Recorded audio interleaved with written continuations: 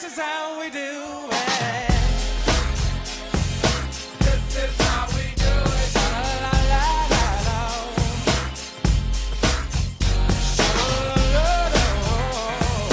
This is how we do it. Welcome to Bragg About It, where LIU Post students get to showcase their talent. Let's go check them out.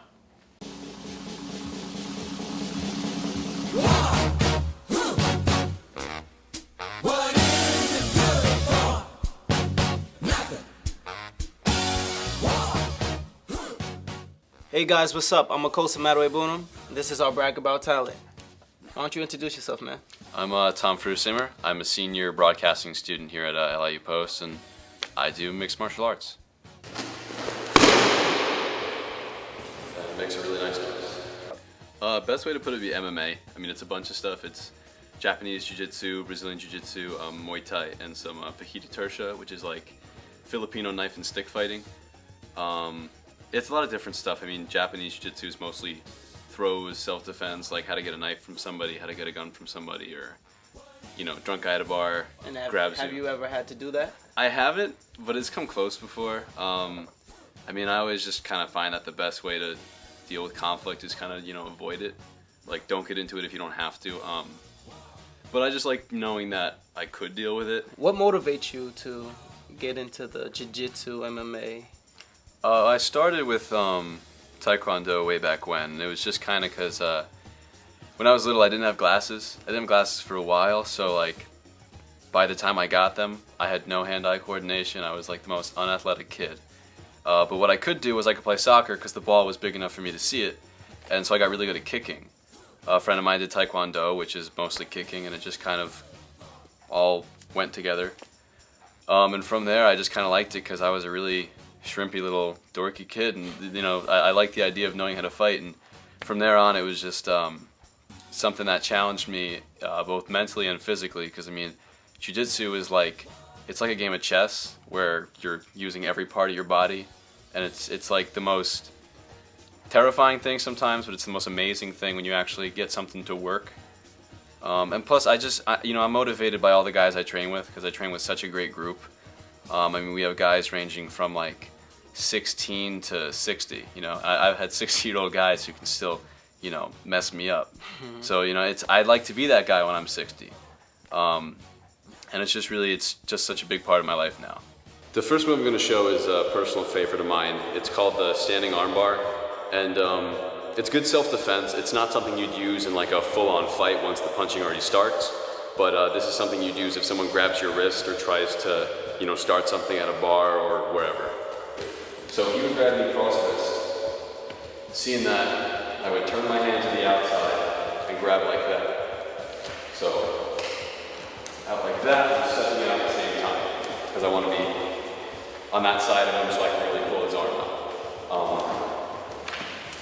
So while I'm doing that, as I'm pulling his arm, I also want to get this part of my hand right here, right above his elbow. There's a ton of nerves there, and it hurts a bunch. And so pretty much then, it's just a push-pull motion, and you're spinning out and around once and bringing him to the ground. So grab here, push there, and then, you know, just hold it there until the situation is done. You can break it if you want to, but once the guy's on the ground, you're pretty set. Where do you see yourself with this talent of yours in the future? I mean, I definitely like to teach at some point. My sensei offered me a position to teach some of the younger kids. I mean, I'm not super advanced in what I know, but it's more than what the younger kids know, and I guess he thinks that I'm good enough with kids to do that.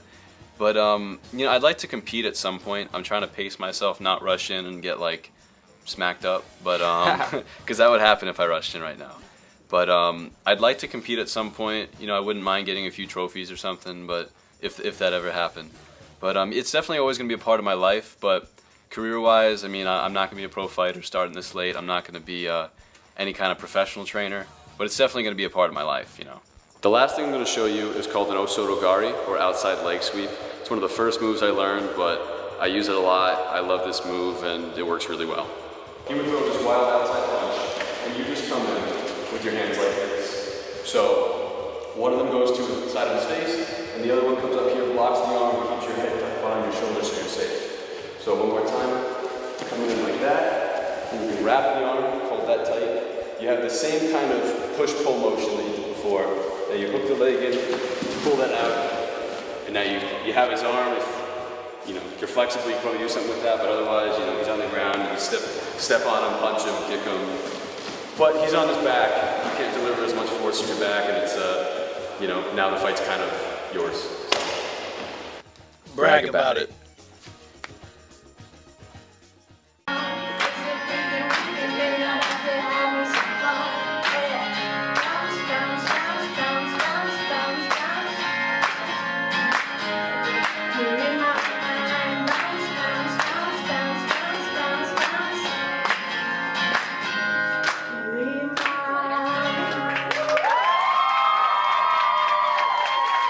Hi guys, welcome to Bragg About It. I'm Jackie Nicoforo and we're sitting down with another very special guest. Hello, I'm Alex Lynn. I'm a maths and physics major and I'm on the soccer team and I do singer-songwriting. I'm not cool, I'll be a fool of a show. I don't look like a Barbie, being goofy's all I know. Not cool, just let me sing my song. I don't look like Beyonce, but you miss me when I go. So tell us how you kind of got into singing and songwriting. I started playing the guitar when I was like 10 and the school that I was at, we had to do choir and I started playing the guitar with the choir and then I wrote a couple of my own songs and then they played them with the choir and then I just kind of went with it and then I'm still doing it now. Being near New York meant that I could actually perform in the city and play at all these places that some of my idols like Bob Dylan and stuff had played at. Lost in New York City with a friend my last week. So where do you see this music career going? Where do you want to be in the future after next year comes and what do you expect out of the future for music? Well, I'm signed with a junior label in Australia, so next year when I do the release there'll be 6 weeks where I do interviews with blogs and radio stations and stuff like that and kind of just see how that goes and then I'll just build from there and see if the electronic stuff is working or I need to go back to acoustics. The aim is to be able to, I don't know, broadcast my music to the people that I want to hear it. I don't really know if I want to be a superstar songwriter, but it's mainly about the songs that I've written and getting them heard, even if it's not me singing. Got a little scarf on my left knee from when I tried to lift you from the back tree. That's all I've got now to write about you. So take it along with me, a memory. Yeah, I'm hoping I'll find something that tells me so much more I need to sing about you.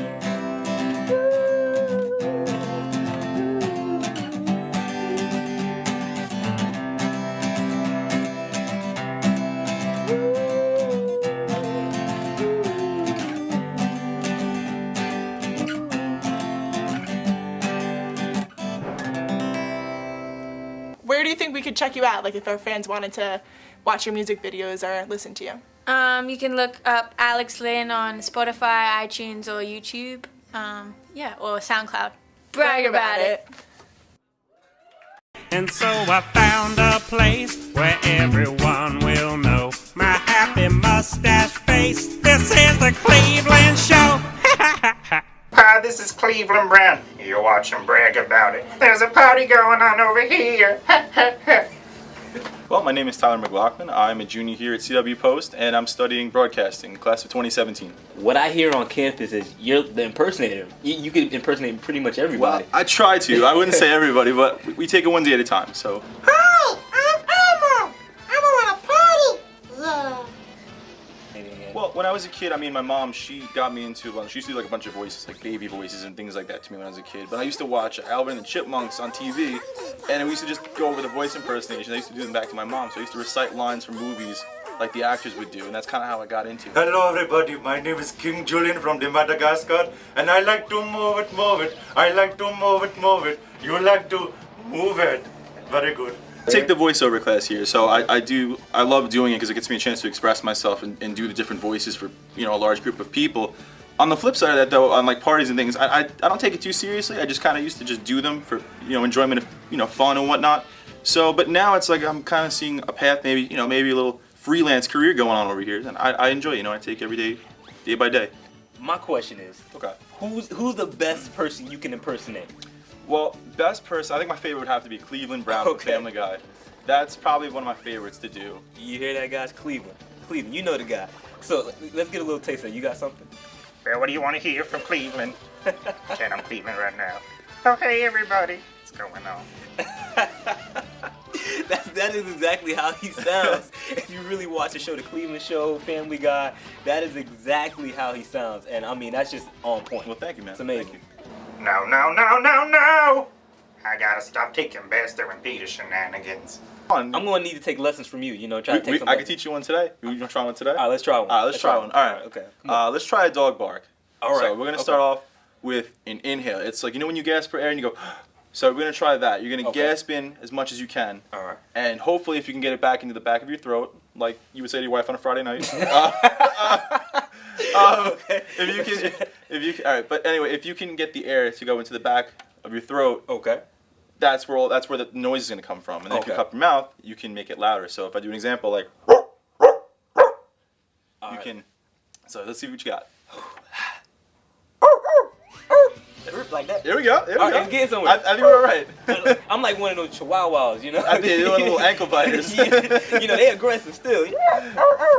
I think I got Every it. dog's got to fight him, man.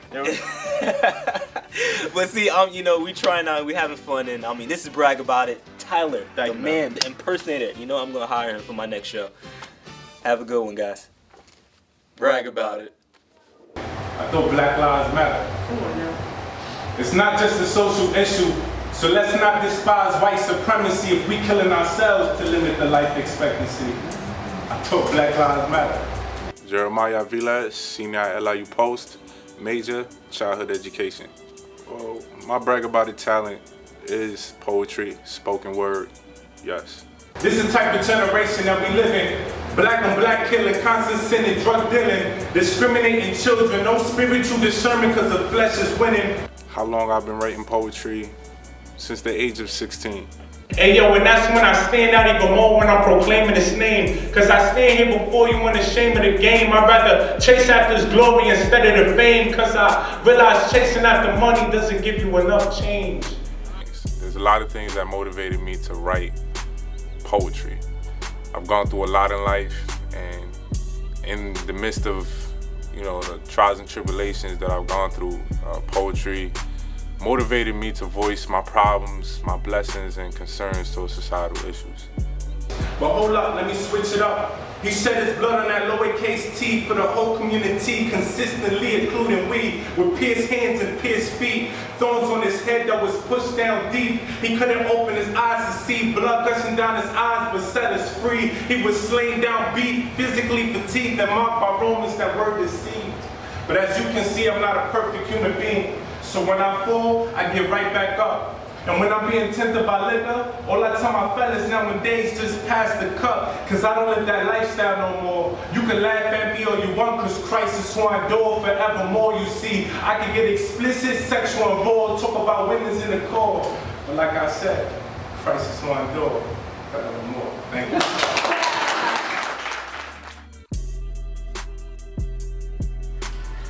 Where do I see poetry in the near future?